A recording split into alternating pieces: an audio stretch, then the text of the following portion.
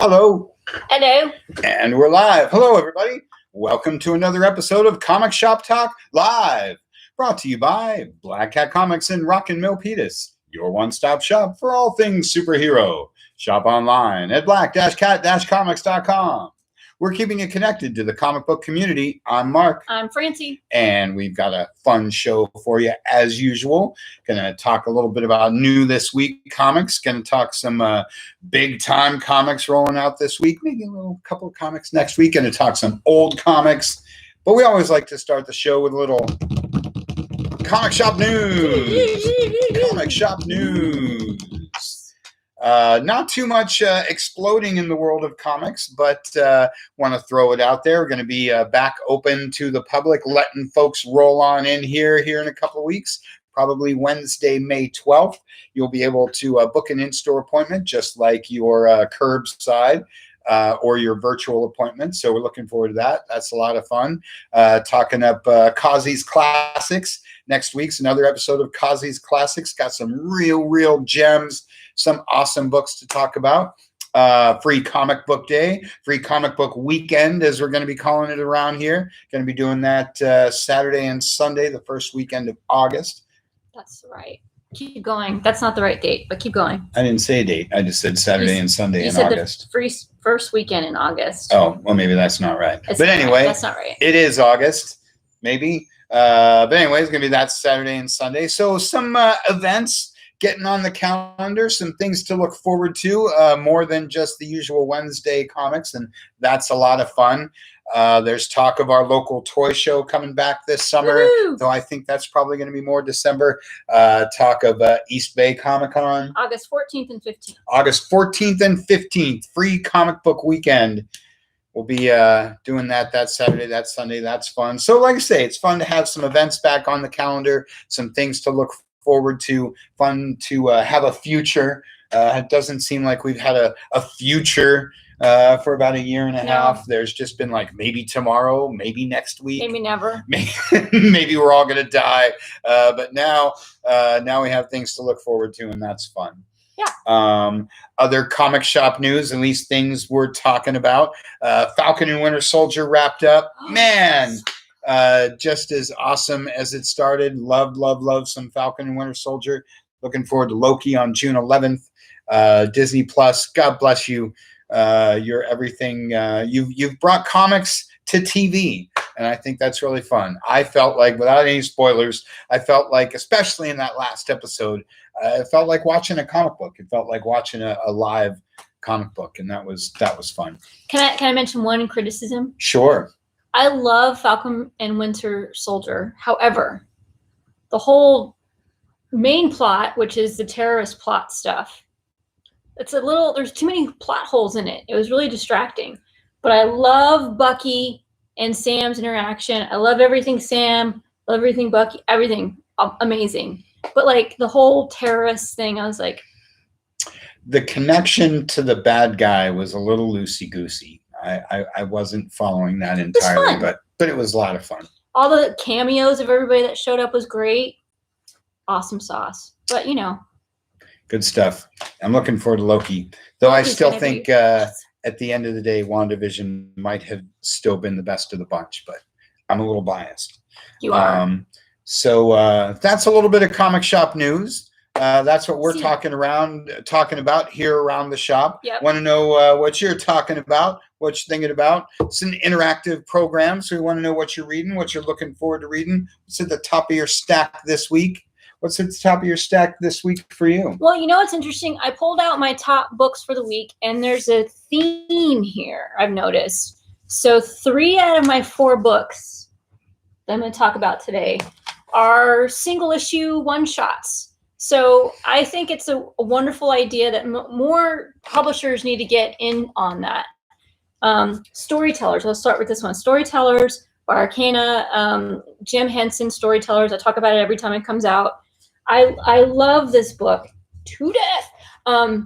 Each issue is his own artist and writer team, and there's 4 issues in a theme. So like this one now is tricksters. So we're issue 2 in. You don't have to read the first one. You don't even have to read the 3rd and 4th. You can just pick this one up, and it's a self-contained issue. So it's talking about old myths and legends. So like issue 1 was Anansi, who's like the biggest storyteller, trickster there is in African cultures. And so they talked about Anansi. And so this one's another trickster, which I won't say anything about because I haven't read it yet and I don't want to spoil it. But they're great stories if you like mythology, if you like, Neil Gaiman's American Gods type stuff. You're gonna love the Jim Henson Storyteller series. Again, they've done storyteller ghosts, they've done mermaids, they've done giants, they've done witches, they've done all kinds of themes. All 4-issue minis. Again, each issue is self-contained, so it's been great. I really enjoyed the series. And the other ones that I'll talk about and a little more. Let's keep rolling. Want me to keep going? So, Image puts out ha ha ha. There's just I always want to add an extra ha. There's only 2 ha's, ha and ha. So this is about like creepy clown stuff, and who doesn't love creepy clown stuff? The first issue threw me for a loop. I'm like, oh my God, what's going on? This is crazy. And the second issue is like, oh my God, what's going on? This is crazy. And there's a little bit of a theme in the first issue and tied the 2 together. So I thought that would continue, but it did not. So each issue is, again, self-contained story about clowns, clown culture, scary clowns, weird clowns, traumatic clowns. There's some clown creepy stuff that happens in each issue. And as far as I can tell, I might be wrong, but as far as I can tell, they're all, again, self-contained individual issues, different artists for sure, and I think different writers too. So this is what this one looks like. If you want to take a look, but let me show you a little bit more. Issue 2 is super dark. I mean, this one's for a book about clowns. That's pretty crazy. Yeah, not for youngsters. Not a strictly horror book, more like a psychological mind fill in the blank. So I've been loving that too, because again, they're single issues, and who doesn't love to read about creepy clowns? Everybody that loves comics loves creepy clowns. Should I keep going? Sure, roll with it, because you're on a theme. These single issue story things, right? It's a theme. So Truth and Justice. I thought this was going to be a series, but they're single issues. I don't do the ordering, so I don't read previews. I don't know ahead of time. Sorry. So Truth and Justice, this one in particular has to do with John Constantine, and anything with my man Hellblazer is on my list. And so this one's him going to New York and doing some mischief with Papa Midnight. So all kinds of crazy, creepy sorcerer stuff. I'll be honest, I'm not a huge fan of this style of art. I've been seeing this kind of art popping up a lot. It's a little bit more cartoony, it's a little bit more shadowy work, it's a little less artistic, a little more stylized. Not my favorite. I kind of tend to be a little bit more on the realistic side, but hey, it's subjective, it's art, but the story's great. And so this is another one you can pick up. It's self-contained. You don't have to read the first 2. You don't have to read the ones afterwards. Just read this one and you'll get a good Constantine story. Quick parentheses, that's issue 3. Issue 1 was Vixen. Yeah. Issue 2 was Superman. So if again, you don't have to follow every issue of Truth and Justice, but if you like that character, like I love Superman, like you like Vixen, pick up the issue and read a self-contained story. Yeah. Please continue. That's it. You're over to you.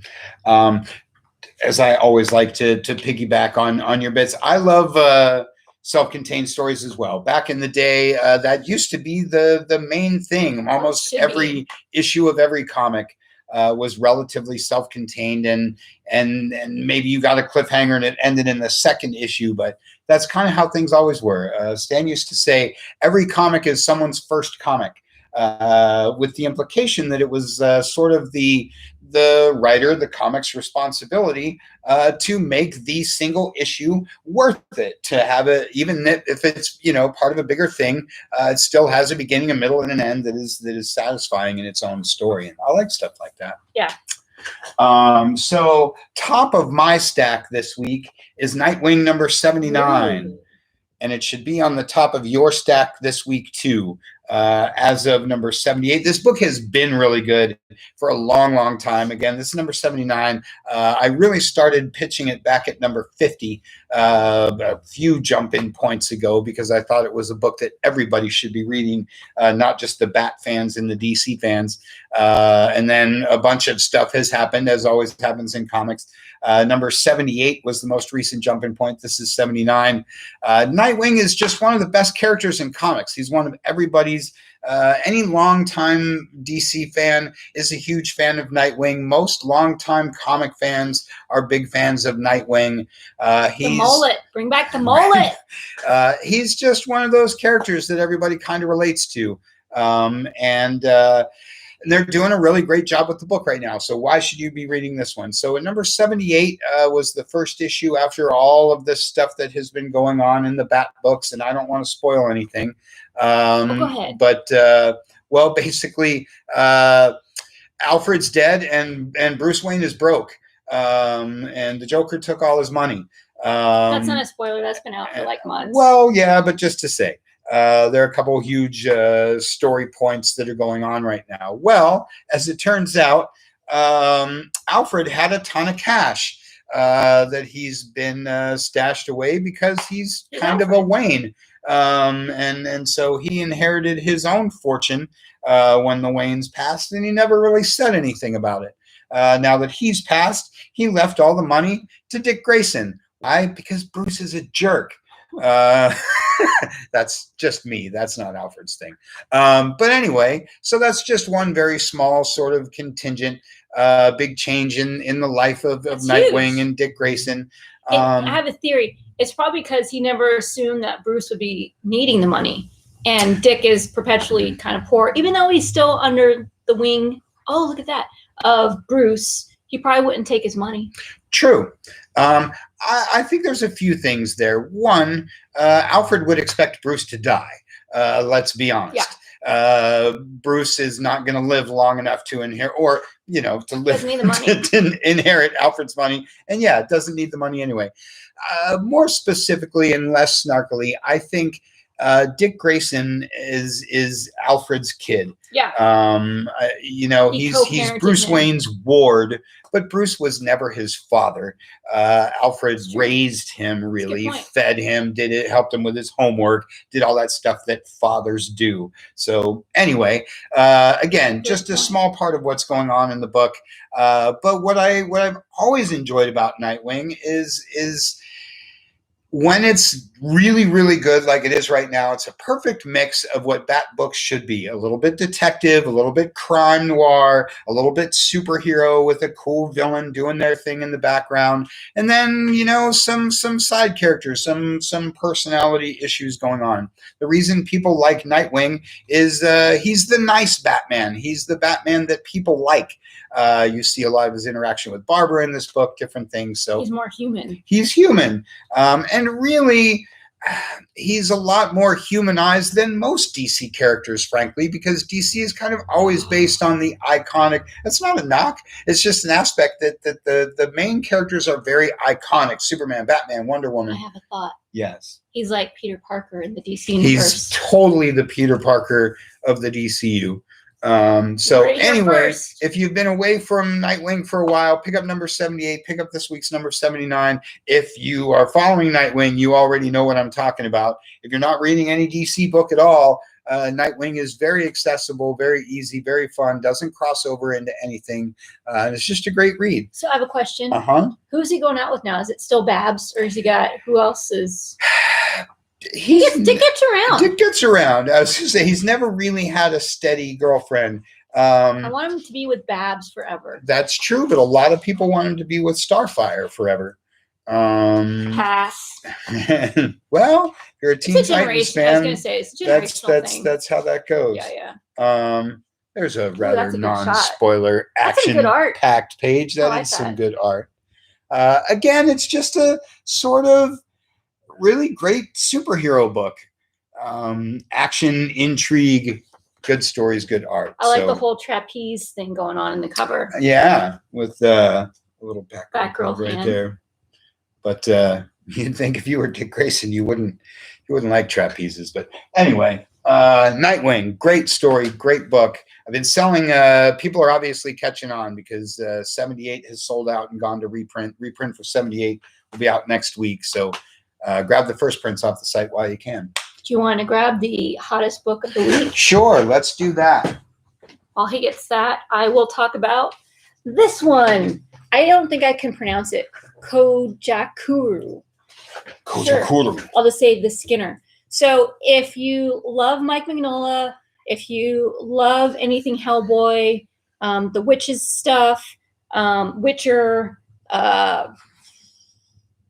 who else? The Frankenstein, Undone, or what's that other one? Baltimore. You're gonna want to pick this up. It's in the same vein, creepy, historical, mythological, demon, witches, wreaking mayhem. Who doesn't want to read something like that? Who doesn't love wreaking mayhem? Mike Mignola and Christopher Golden have been teaming up a lot, and they've written a lot of stuff together, obviously, with all the Hellboy stuff.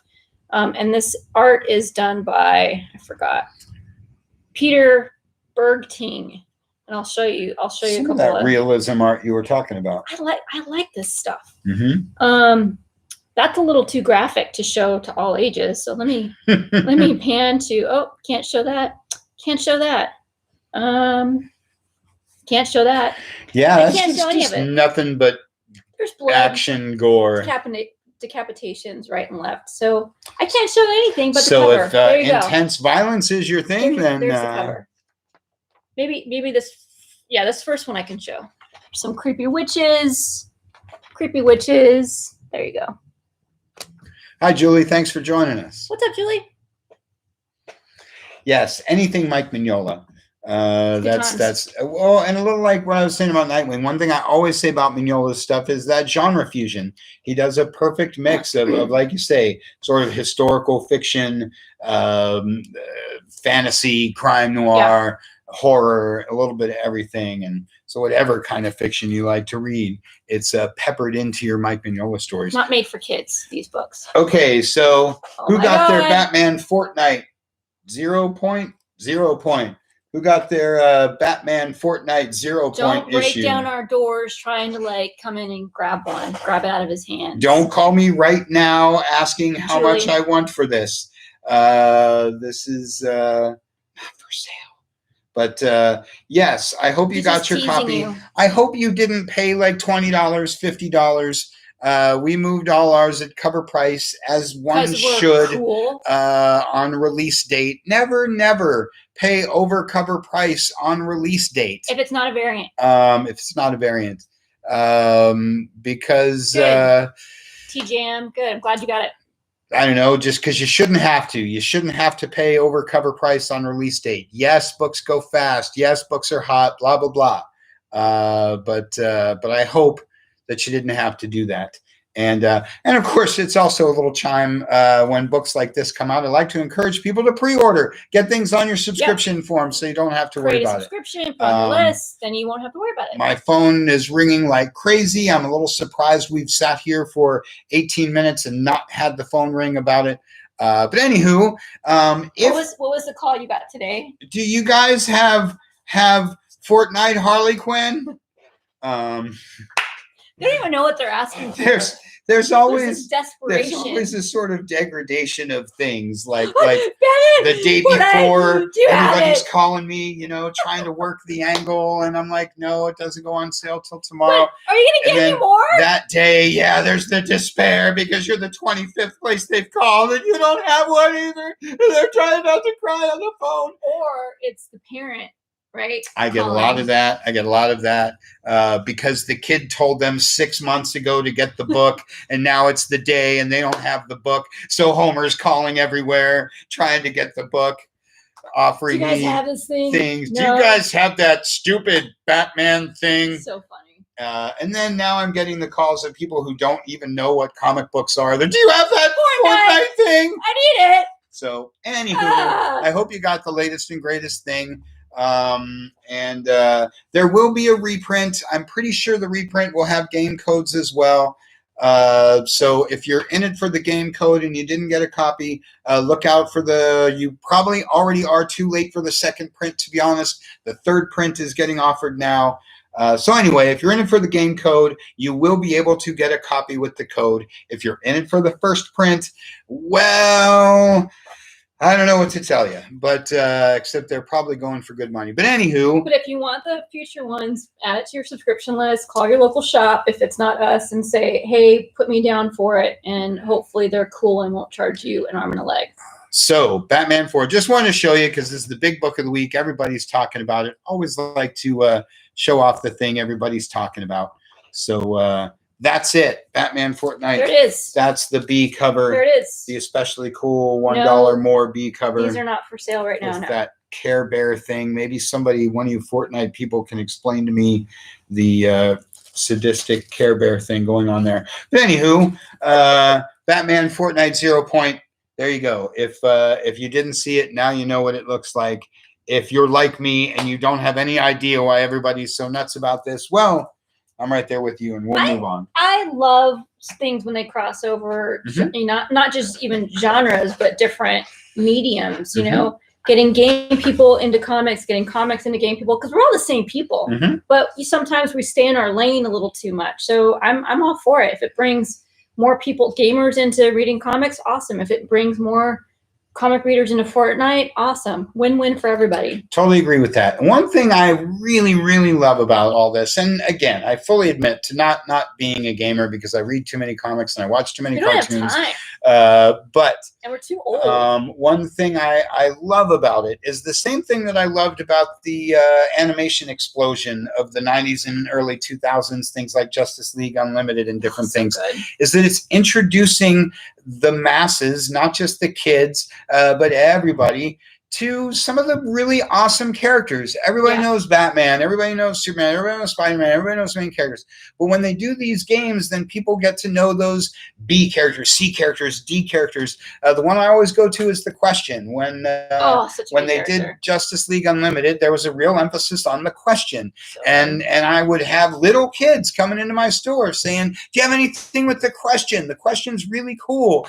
And that just filled my heart with joy because Question is a really great and unique sort of character. And it's just really awesome to see characters like that getting exposure because they don't get movies and they don't get TV shows. But you put them in a video game and suddenly millions of people know that character. And so that's a lot of fun. And with something like Fortnite, I know people wanting, the Daredevil skins and whatever all. So like I say, it's just fun because, as you say, that cross-pollination is just fun for everybody. We got a lot of new customers this week from that, so that's been great. Awesome. Yeah. Thank you. We'll be open soon. And couple weeks. And yes, we love the kids. And kids love comics. Kids love comics. Well, I almost said as much as they ever did. And with the 1940s, 50s, that might not be true.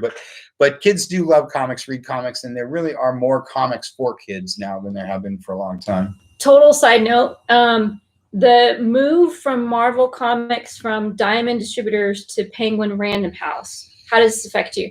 So, Kamal, I just ordered a ton of all ages superhero books. So from ages 2 all the way up to like 12 in different groups. So stuff for Batman and Spider-Man and the Avengers and all kinds of age group, a lot of little golden books. So a lot of that stuff's online now and more stuff is trickling in. So by the time we open in a couple more weeks, we'll have the kids section all fully stocked for you.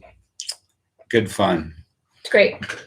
So I'll keep rolling with this guy. This is the B cover to the latest issue of Justice League. Nice. Had to show that cover. So Let's get some close up on that. I like to show the A covers because they're the ones with the logos and they're the ones you see online. And honestly, especially with the DCs, they're the ones that usually are $1 less than the card stocks. But I mean, come on, look at that cover. That's awesome. Again, I'm also not a huge fan of just the poster shot covers. I like covers that tell a little bit, tease a little bit of the story that you're going to see inside. But again, come on, look at that. That's just awesome. I guess I should have known who the artist was and give credit where credit's due.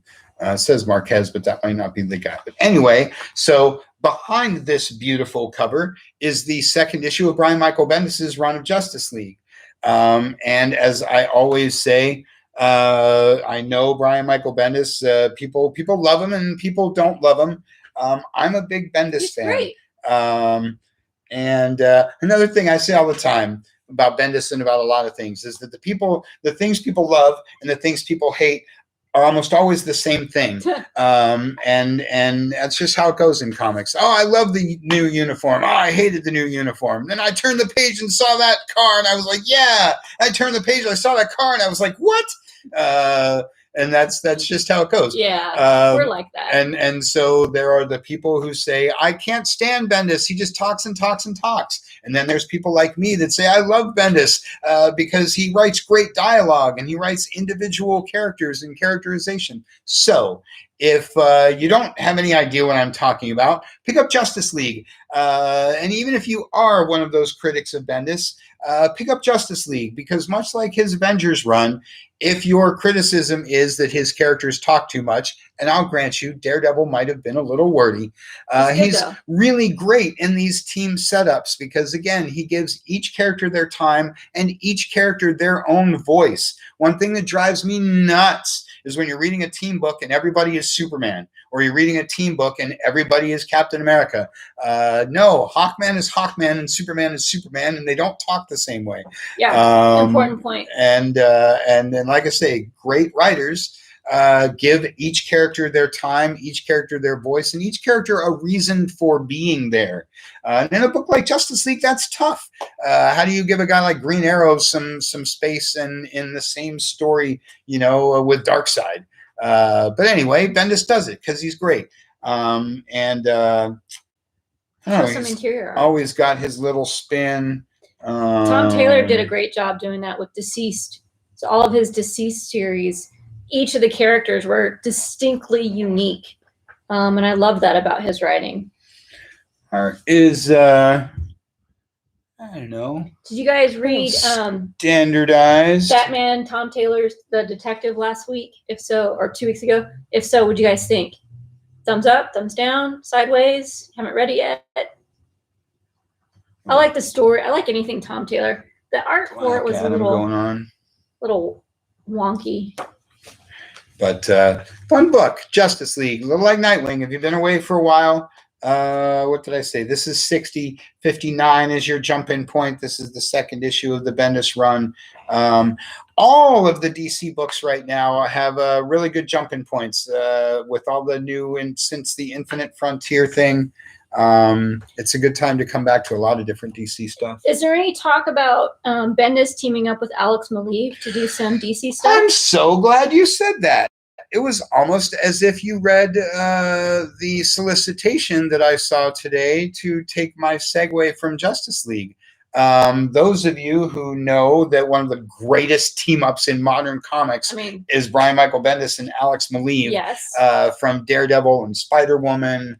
I'm sure they have a DC thing that isn't coming to mind right now. But Bendis and Maleev are a wonderful team. And spinning out of this, what's going on in Justice League, not quite this issue, but in a couple more issues, is the return of Checkmate. You might remember the Leviathan book that Bendis did last year. Coming out of that, of the events of the Leviathan book, coming out of the events of Justice League, is the return of Checkmate. If you were around 5 years ago, 10 years ago, just before the new 52 stuff, you know what the previous Checkmate was. This is the new Checkmate. Maxwell Lord was the guy with the original Checkmate. Now the mainstream audience knows who Maxwell Lord is. The new Checkmate, it's in the solicitation, but I don't want to spoil it, so I'll just say the new Checkmate is run by a Justice Leaguer. And it's a team of the world's greatest super spies, and their mission is to keep an eye on the Justice League. Who watches the Watchmen? Checkmate does. So yeah, Alex Maleev and Brian Michael Bendis getting the band back together in a book called Checkmate. Sounds like Amanda Waller might be making an appearance into that somewhere. You would be very surprised at who the Amanda Waller is of that book, and it's not nice. Amanda Waller. I'll give you a subtle hint, and again, you can Google this and they'll tell you right away. Some of the biggest heroes' closest person is a member of Checkmate. It's a mind twister. Yes. Like, okay, I'll just say it, like Robin. Robin is in Checkmate. And they're using him to spy on Batman. How sneaky. So anyway, Justice League. Is everything a superhero book should be. Big villains, big heroes. Spoiler. Spreading out across the whole DCU. I just love those big team books, and I love them when they're written by Bendis. So yes, TJ, and there's a lot of great stuff coming next week. Speaking of Robin #1's coming next week. Mm-hmm. I don't remember anything else coming out next week. I just did the list. I should know. But there's a lot of great stuff coming. I know that. And he mentions Star Wars books. I'm always hyping the Star Wars books. Dr. Aphra is great. Darth Vader, it might be one of the best books in comics right now. The main Star Wars book is really, really fun. Won't necessarily win over non-Star Wars people if there is such a thing, but if you are a Star Wars person, you definitely got to be reading the main Star Wars book. And like I say, Darth Vader is one of the best books in comics. Alien, glad you're liking Marvel's, not return to, but Marvel's, I guess, taking over the Alien. I'm glad that you're liking that. That's been a really good seller for us. You know, a little dicey when you go from one publisher to the next. Are they going to maintain the integrity? Are they going to maintain the art quality? Because Dark Horse did a great job with that book for so many years, just like they did with Star Wars. And I'm happy to see that Marvel is keeping up the quality of it. Yes, they're doing a Empire Strikes Back release for next week because this is the anniversary. They did a whole bunch of stuff for Star Wars. They're doing a lot of the similar things for Empire, and I'm hoping they do those things for Jedi. CC. Because a lot of you guys like Jedi. Shall I keep rolling? Yeah, want to hear what you guys are reading? What's top of the stack this week? TJ's telling us about Alien, about Star Wars. What are you guys reading? What are you liking? I had to check the rest of my stack. My last DC book of the week is this guy, Superman, Red and Blue. Been really enjoying these, like the Wolverine one, the Carnage one. The next one's going to be Wonder Woman, Black and Gold. I'm really looking forward to that. As I said in the Wednesday video, it's all in the title. It's all black, white, red, and blue. It's stylized art. It's an anthology. There's like 3 or 4 stories from 3 or 4 different creative teams. This is issue 2. And again, all of the books are going to have different stories, different art teams, and all in that same artistic style. And it's just fun. I love anything Superman, of course. I love when they do things like this with Superman because obviously he's so iconic.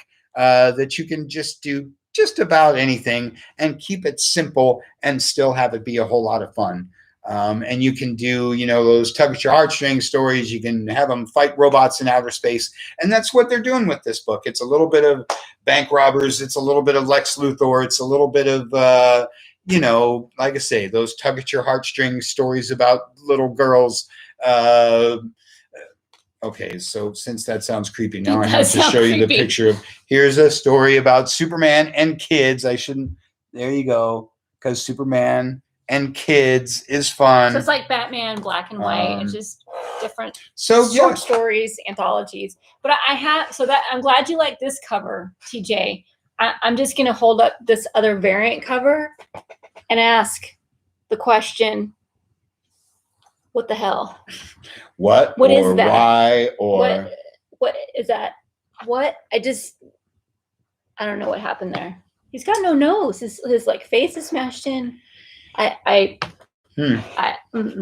it's a fun book. Pick up the first issue. Pick up the first issue. Grab the second issue. Like I say, I love anthologies. As we said at the top of the show, I love self-contained issues. I love self-contained stories. That's great. You should show that. Don't worry. The art inside does not look like this. It does not look like this. again, I love anything fun. Superman. I love stylized stuff. I can read books about superheroes punching robots all day, every day, and never get tired of that. Fun stuff. Good times. And okay, for my Marvel stuff this week, I'm just going to go speed round. Speed round. And talk about the Women of Marvel. Captain Marvel, number 28. This is your jump-in point for Captain Marvel, a book that sells out and goes to reprint every single time. So if you're not reading Captain Marvel, you're obviously missing something really cool. Not only is the book really cool, not only does it have some pretty cool art, and there's a page with Spider-Woman. More on Spider-Woman in just a second. Doctor Strange cameoing in there. Okay, so Kelly Thompson is the writer for this book, and she's just been taking comics by storm. She's kind of a modern superstar. And like I say, great stories, great art. Everybody should be reading Captain Marvel. If you're not reading Captain Marvel, this is your jump-in point, much like Spider-Woman, number 11. Also says right there, great jumping on point. So, two of the classic women of Marvel, going all the way back to the 1970s, when I was but a wee lad. I was reading some Miss Marvel and some Spider-Woman. And they've had great titles all these years. There she is back in her original costume, because her original costume, designed by Marie Severin, is just as awesome as it was in 1977. Two really great characters, two really great books, two books anybody should be reading. And it's fun because, a little like I said about Nightwing, they're just sort of neat versions of what Marvel has kind of always done. It's a little bit superhero, a little bit science fiction, a little bit crime fiction, a little bit soap opera. There's a little bit of everything that goes on in there. And as part of the speed round, Women of Marvel. Women of Marvel. We've been talking about self-contained one-shots, been talking about anthology stories. This is yet another awesome anthology story with different writers, different artists. Obviously, there's... it's just a one-shot, though, right? It's not... Yeah, correct. Yeah. Not sure, because I haven't read it yet, who's in that War Machine outfit, but Marvel has a lot of great women characters, and there they are, all on one page. And yeah, TJ, all the books that we're showing, you can get them on our online store. Yep. They're available. Go to black-cat-comics.com, click on shop, click on new this week. Take a look at all the things we're talking about. Unbeatable Squirrel Girl. Here's Sharon Carter, or Peggy, I'm sorry. Gonna say. Oh, there's some Peach Momoko. Okay, everybody wants to see some Peach Momoko art, right? Good stuff, man. Good stuff. Like I say, that's two great comics, jump-in points. And here's a great comic to either introduce you to some awesome characters you might not know about, or give you some more fun, cool stories with great art with characters you might not know about. That's the B cover, because I show anything with the Scarlet Witch on it. Great stuff. Great stuff. Can I segue and share a little story? Sure. Okay. So I love stories. Something creepy happened 2 nights ago. So we're home chilling. We get a phone call from the alarm company. And they're like, there's a motion detection in your store. Are you guys there? We're like, no, send the cops out. So Kazi comes out, at night and checks everything out with the cops. The motion sensors, the lights are blaring, the sounds are going crazy, alarms off. Luckily, nothing bad happened. He walks in the back door where the motion sensor was triggered. Nothing fell. There's no movement. There's no motion. There's no doors open or windows open to cause anything to rustle. There was no, forced entry from the back door or the front door. Only interior motion detector motion detector came on, but nothing else. And I think that's creepy. I think it's like we might have brought the ghosts from the last location over to this. Maybe they took them this long to find us, and now they're like hanging out in the back, checking out our comics after we're closed. But I just thought I'd share that because I think it's kind of cool and creepy. Ghost stories are cool and creepy. And yes, I'm glad when I came in that all is well. There was no one here waiting for me, and and everything was stitch-macated. Yes, TJ, we did get the ghost totally triggered it, right? It's got to be. We did get the replacement stuff, but it came kind of late, so we'll just roll it into next Wednesday's stuff. We'll pull subscriptions, and then at 10 a.m. we'll put those missing Marvel books up online this Wednesday at 10, just like with the regular stuff. Yep. Amazing Spider-Man, Avengers, and just a couple others. Yeah. I think most of everything we've been talking about today should be up on the website. Nothing we're talking about today is part of the damage thing. Yep. Last but not least, a little like my speed round, it's Sci-Fi Week in Kazi's stack. Got me some Blade Runner, Nice. got me some Firefly, brand new verse. Okay, so Firefly, brand new verse, Boom Studios. And you love Firefly, you love Serenity. There's the main book. Now there's a brand new verse. Is just a mini. This is issue 2. I think it's going to be 6 issues. This is the future of the Firefly universe. First, I want to say the most recent issue of the main book is the first issue of, how would you say, new stories in the Serenity Firefly verse. Post all the movie stuff. The arcs up to this point have featured the characters you know in the world and timeline that you know. As of the new issue, they're getting into new characters and new adventures and whatever. So that's really fun. Secondly, this one, brand new verse, is like deep in the future.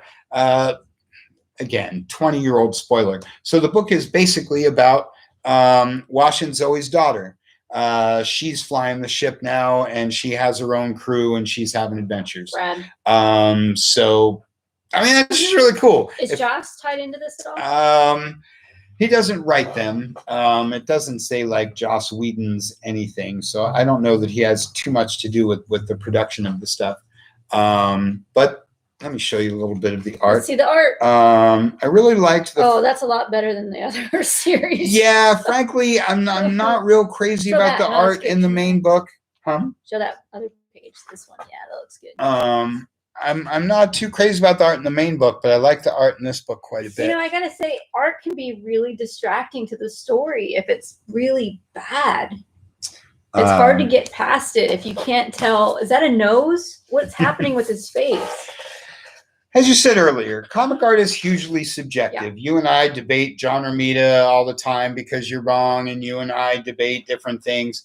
And everybody can feel differently about all kinds of things. My one thing, good, bad, or indifferent or whatever about art, the art, especially in comics, needs to do 2 things.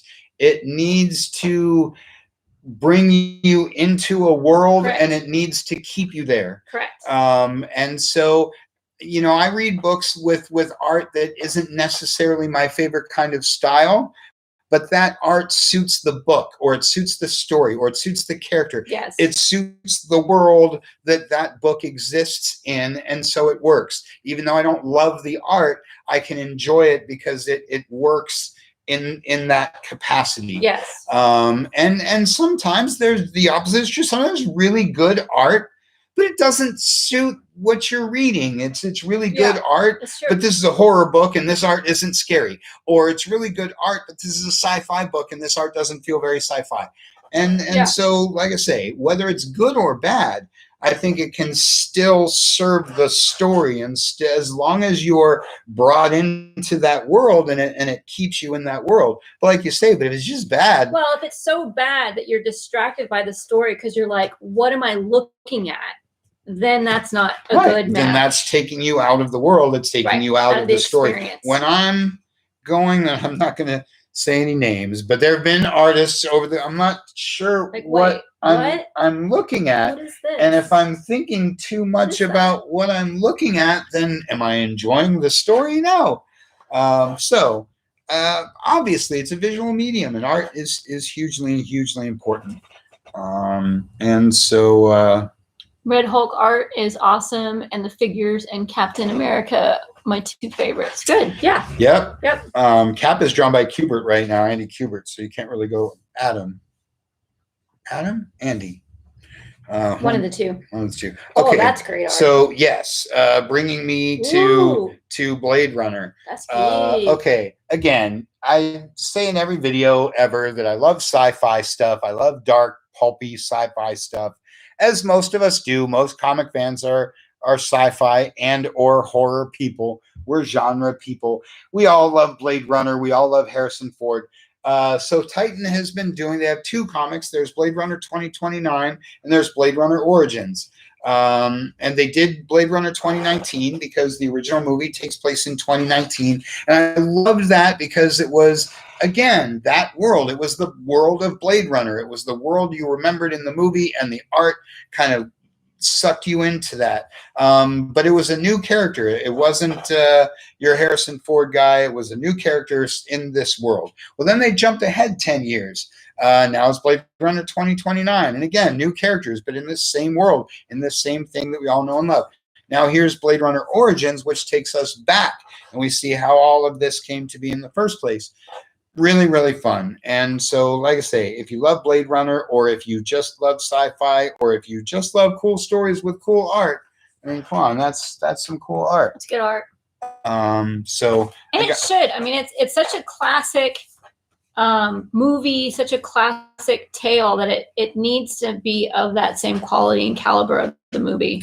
Deserves. Yeah. It deserves. Things need to, right. You know.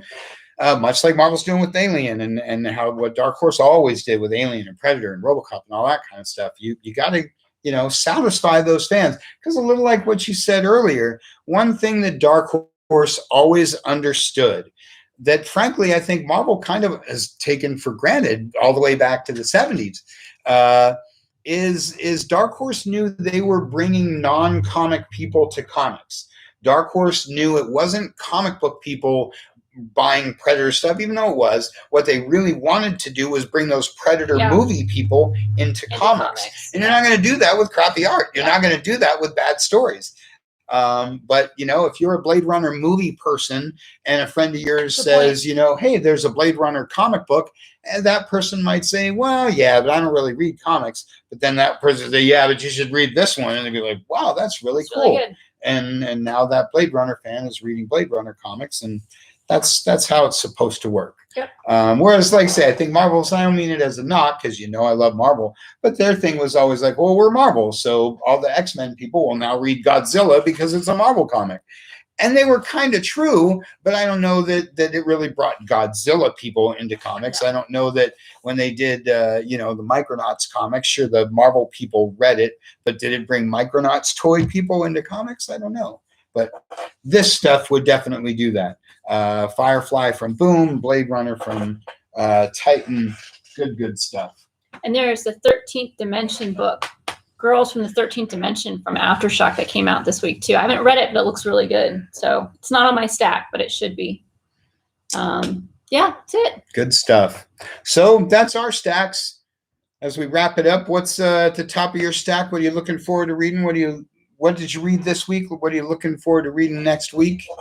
Like I say, I'll start to wrap it up, but feel free to throw your questions, comments, queries, next concerns. Week, Robin #1. There's a bunch of other. Go take a peek back there again. Okay. Because there's a bunch of stuff coming out next week that are new first issues. What do you got? That's the only. Robin #1 and Ruby Justice League #1. All you Ruby fans out there, you want to read your Ruby Justice League. And then we get the second issues of, as I mentioned earlier, a lot of this Infinite Frontier stuff. Harley #2, Teen Titans Academy #2. Two things you want to look out for next week. One, Batman Superman #17. Batman Superman 16 was one of the most fun comics I've read in a long, long time. If you watched the video last week, you heard me talk about it. Watch the Wednesday video, I talked about it. Pick up Batman Superman 16 while you can. Get ready to grab 17 next week. It is everything that a team up with Batman and Superman should be. The other is Detective 1035. If you're not reading Detective Comics right now, you're missing out. If you're only reading the main Batman book, you're missing out. Detective is awesome. 1034 goes to reprint next week. We still got a couple first prints on the site. Grab 1034. Get ready for next week's 1035 because, like I say, Detective might be the better Batman book. Oh, it's Star Wars Bounty Hunter. Yeah. I'm looking at the list right now real quick. It's should be a good. I haven't seen the Marvel list for next week. Ooh, Department of Truth. Department of Truth. Yeah, big Image Week next week. Deadly Class is coming back. For people who've been waiting for Deadly Class, everybody loves Department of Truth. Spawn is next week. Galactic Rodents of Mayhem. Galactic Rodents of Mayhem. I don't know what that is, but I need to read that. Little like Murder Hobo. Happy Hour, Hellfire. Oh yeah, the Hellfire stuff. Read an X-Men book, people. I've been saying for weeks and weeks and weeks. Next month there will be a little freebie for the gala stuff that's coming up. Everybody needs to find an X book. Miles Morales starts a Clone Saga next week. Miles Morales 25. If you're not reading Miles Morales, next week's a great time to jump in because we all love Clone Sagas, right? Oh, Silk. That's number 2 is coming out next week. Yeah, lots of great stuff. Good stuff. Good stuff. It's coming. So next Wednesday, Facebook, YouTube, be on the lookout for the Wednesday morning videos. Sign up for the newsletter. It's chock full of fun and reviews of that week's stuff. When you get the newsletter, you know the stuff is live on the website. Sign up for the newsletter. Be on the lookout for the Wednesday video. Wednesday, you go to black-cat-comics.com, click on shop, click on new this week. You take a look at all the books, you pick up your stuff, either curbside or get it shipped out to you. You read them, you love them, you tune in on Saturday, and we talk all about them because that's what we do here at Comic Shop Talk Live. So that's all we've got for you for this week. Thanks for watching. Be on the lookout. Kazi's Classics next Friday the 30th. A lot of great books. You'll want to be there. Bye, Thanks guys. for watching. We'll see you then.